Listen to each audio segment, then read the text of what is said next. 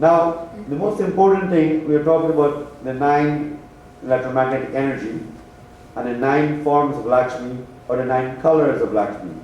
It is the colors that determine how you feel. You know, for example, you'll wear certain colors and you'll feel a certain way. But the color white is a combination of all the lights, all the energy. And that's why white is used predominantly for worship of Laxmi, right? And of course, you know, my kids, as you can see, they're dressed in white and so on because they're following that example. And the whole idea is that white is good for this night. So it's good to wear white tonight, and also pink color. Pink or orange is also a very good color for the Laxmi. Now Laxmi sits on the elephant here, if you see in the picture. And what does the elephant mean? Why is she sitting on an elephant? Huh? I didn't hear that. Fortune? Fortune. Okay. Okay. No, the elephant is known as the strongest animal, and it's also the remover of obstacles. So when you remove the obstacles, what comes? Wealth, prosperity. Everything comes when you remove the obstacles in your life. So that's why she's sitting on the elephant. Now, notice sometimes she's in company with another one of the gods. And who's that god she sits next to sometimes? No. Saraswati. Because Saraswati is knowledge. So knowledge removes the obstacles so that you can have enlightenment, or you can have money and wealth. We all go to college, we go to work, we try to get a degree, we try to get a professional certificate and everything. Why? Because we want to make the most money, right? We have to have the most knowledge, and we want to be able to be prosperous and get the best life that we can get. And that is why we educate ourselves. And so the reason why you have to pay the doctor is because he has acquired knowledge that you don't have. The reason why you pay the lawyer and everything is because he has knowledge that you don't have. And so we all pay for, if you notice, knowledge. We pay for knowledge. The guy who made the bell, for example, or who made the desk or the chair, we buy it because he has the knowledge how to make it and so on. So it is knowledge that creates wealth. So if you want to be wealthy, seek knowledge. That's important. And so all of these things are important, but we're going to say what you call a stotra. It's called the 9 chants of Laxmi, and try to see if you can chant it, because it covers all 9 electromagnetic energy. And one of them says, Om Siddhi Buddhi Prade Devi. That's a very important one. This is going to sit in there. Om Siddhi means, O God of wealth, give me auspiciousness. Give me auspicious things in my life. Om Siddhi Buddhi.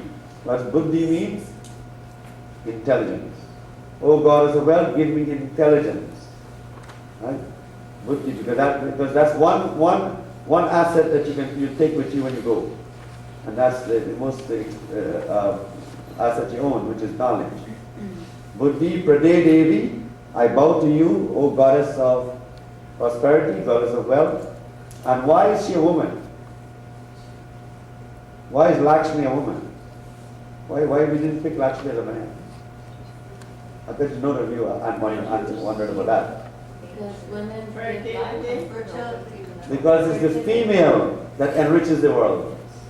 It's the female of the home that makes the home prosperous. Right? Well, I don't know about these days, but I know that when the woman is in the home, I know when the woman is missing out of the home is dark. There's no prosperity. Right? Yeah, besides her beauty there and her actions, she's the mother of the home also. So she provides for the children and so on. So that's why she's a woman, because a woman brings wealth. And so, Om Siddhi Buddhi Pradeya Devi Bhukti Mukti. Bhukti means happiness. And Mukti means the greatest happiness. So Bhukti Mukti Pradayini, that means you envelope the whole universe with your light. Right? Om Mantra Murti. Mantra Murti means my word. Every word that I speak must bring prosperity.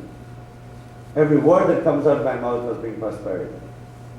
But I Mantra Murti Sadadevi. I bow to the words of the goddess.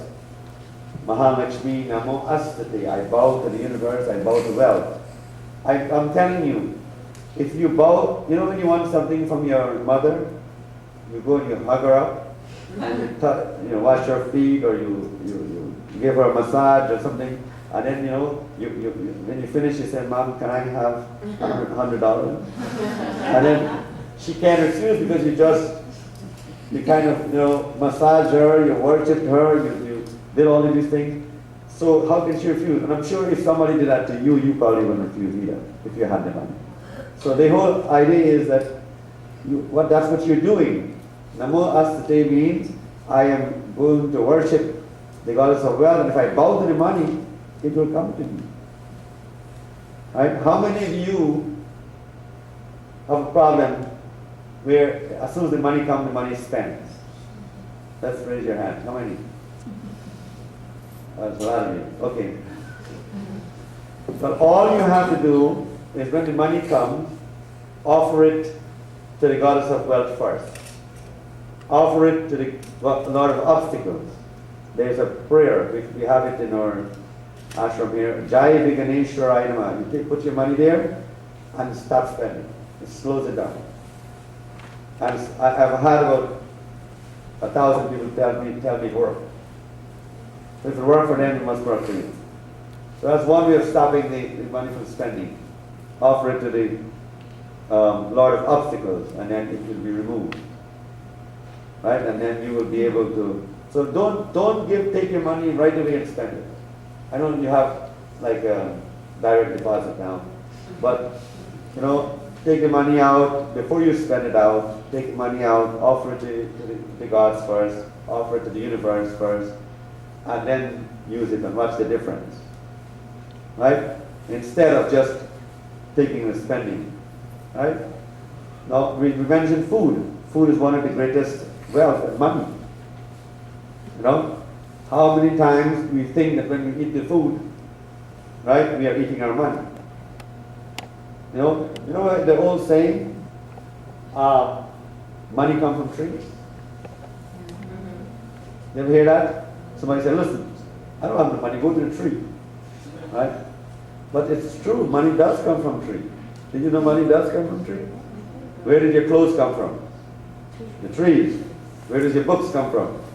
The trees. Your paper. Your jewelry. The beads you wear.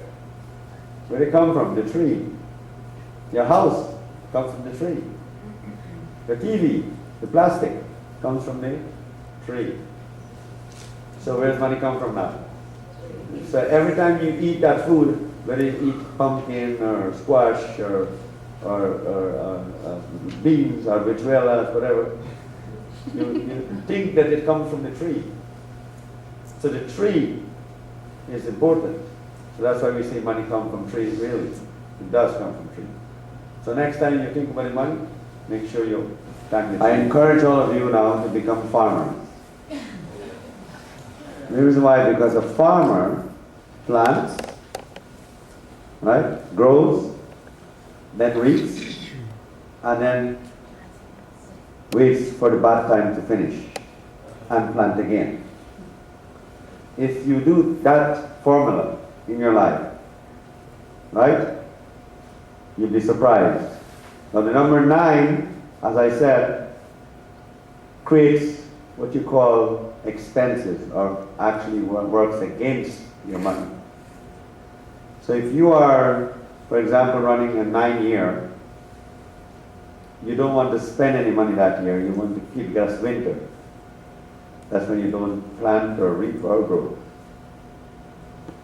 And when you are running like for an 8-year, you want to harvest. You want to harvest from your wealth. Right? And when you're ready to plant, for example, in a 1 year you're planting. Now that does not just apply to money. It applies to all your life. You're opening a business, or you're investing in the stock market, or you're buying a new shoes, or buying a new car, or if you're buying a house, huh? And you get married to. Buying a new country? Right? If you start anything you do, try to start it in the springtime of your life. And then you will never suffer.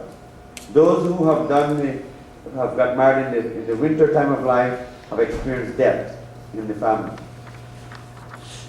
Those who have experienced, who have started their business in an 8-year, never stopped reaping profits in their business. Right? So learn the life code. Go to my website, learn the life code, learn how to do the numbers. Right? And so it works in threes. You have 3 steps up and then 1 down. 3 steps up and 1 down. And that's how life works, like the Trinity. So you know, if you're getting paid every week, then every 4th week you should save the money. Or don't buy anything. If you're getting paid every 2 weeks, and every 6 weeks, you would have to save your money after every 6 weeks. And so that's how it works. So it works in threes. So now, whatever the event, that's what you do.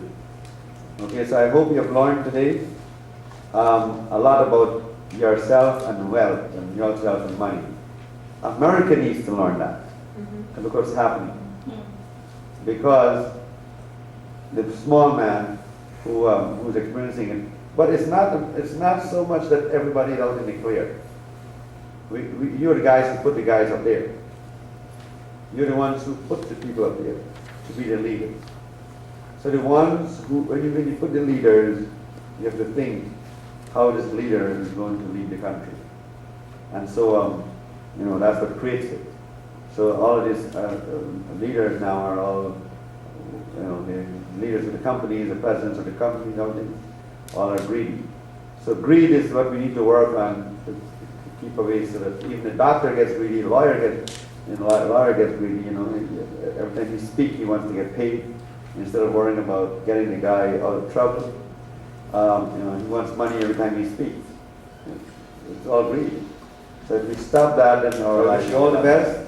With great love, great respect, I welcome all of you.